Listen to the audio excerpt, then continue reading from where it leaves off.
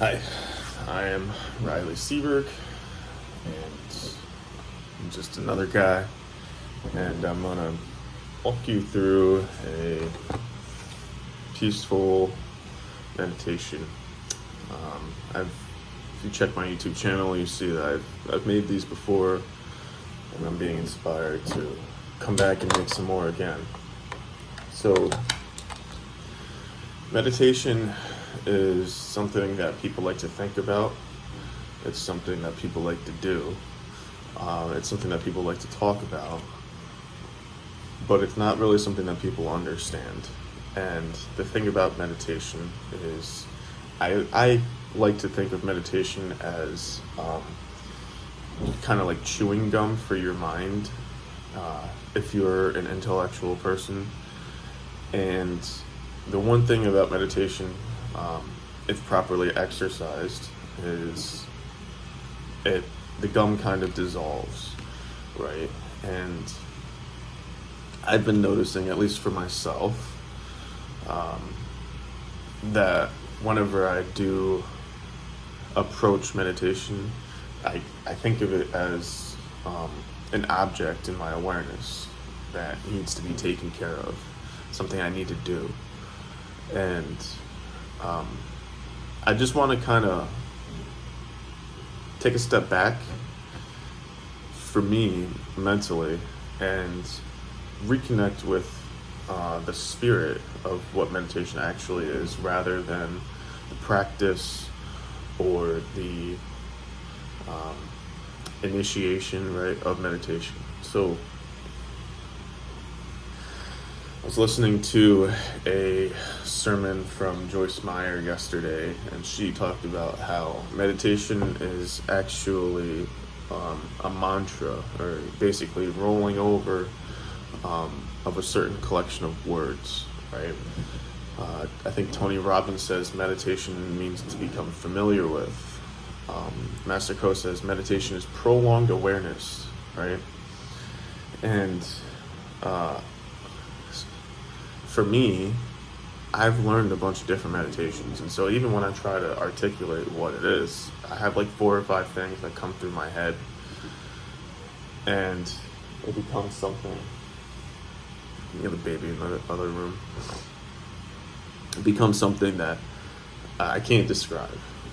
And what I've settled on is meditation in and of itself is an experience. It's not something you do. It's something that becomes you. It's something you surrender to. And I think with that perspective, it might be a little bit easier to kind of understand what's going on. So, at the highest level of meditation, all you're really trying to do is be a good person, if that makes sense. So, at the end of the day, we know that the actions that we take on this plane have an effect. Here is a simple example. I just took many actions. I'm going to take another. I'm going to lift this up and I'm going to drink some water.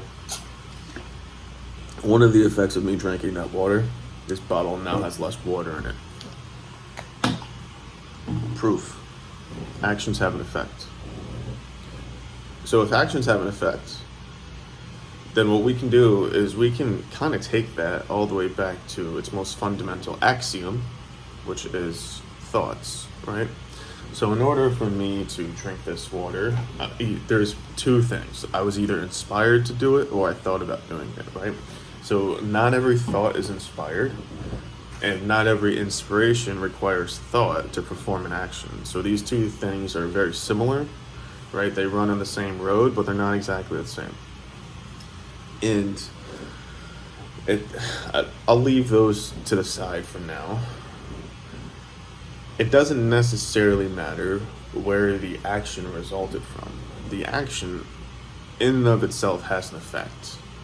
So if you're thinking, then your thoughts will affect something. For the most part, when people think, their thoughts affect their actions, right? I think, therefore I do, right? Or as Descartes said, I think, therefore I am. And maybe you've caught one of my previous videos, or you've been paying attention to me for a while. He actually got it wrong.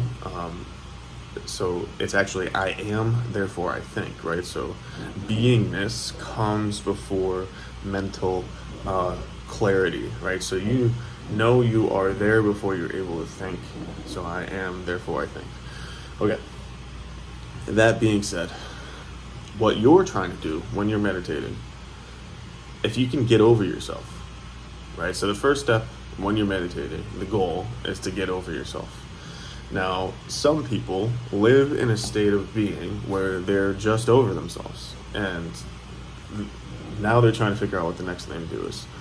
Well, once you get over yourself, the next thing that you end up doing is you serve. You end up being of service or finding some way to be helpful to the world. So this is like the fundamental of every Buddhist religious teaching, where you would go to some place and sit, a convent, right, a nunnery, an ashram, right.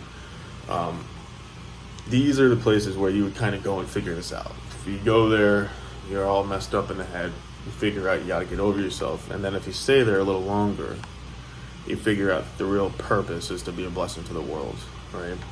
So Master Ko kind of like breezes through all of this, and what you'll find is the teachers who are like right there, they don't want to waste any time, and they don't really care about your personal beingness. Like that, if you try and talk to them about it, they'll just say, "All right, go away, basically. Go meditate, go take care of it, and then come back to me when you're ready."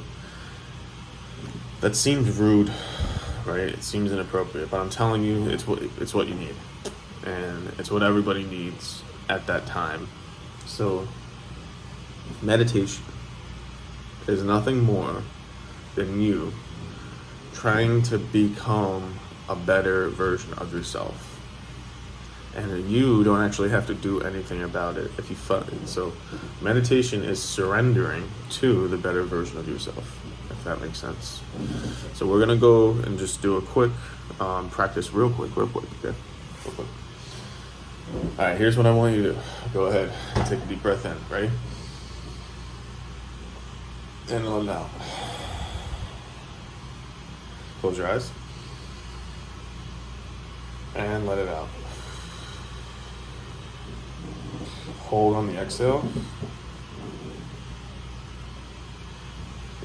And breathe in.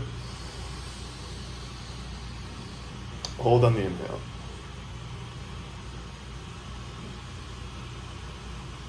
And breathe out. Keep going, keep going. So now that we're here, what I want you to do, this one is very simple. I want you to think of all the good things in life. And I don't want you to think of the good things. I want you to think of how they make you feel. When you're embracing your lover, how does that make you feel? Let's say you have a child.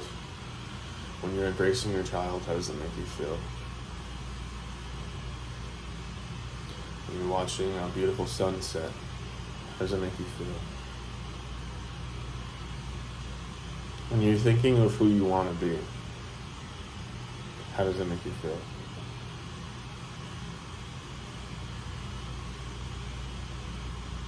When you think of the best version of yourself, and you embody that, and you know it is you, because you can think of it as you, how does that feel?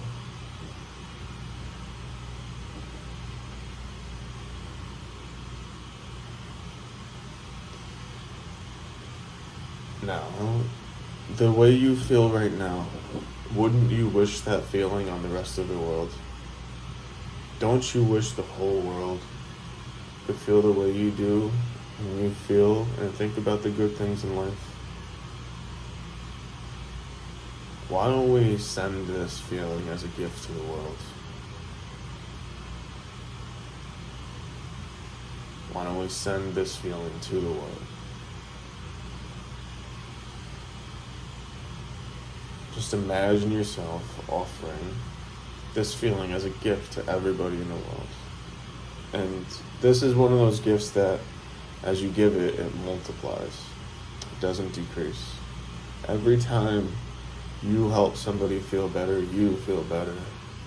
And in turn, it makes it easier to make the next person feel better. You feel a little bit more motivated. Or you got a little bit more energy. And this is the idea of your cup runneth over. Your cup is overflowing with the good. And this is our gift to the world.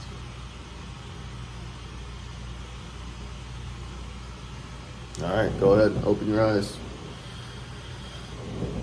So when it comes down to it, it's very simple.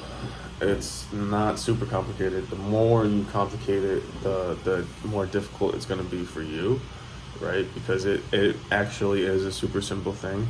And at the end of the day, the only thing you're really trying to do is be of service. You're trying to make yourself a little bit better so that you can not only cause less harm in the world, but that you can become a better person and serve the world. So with that, my name is Riley. God bless you. Have a good day. Peace.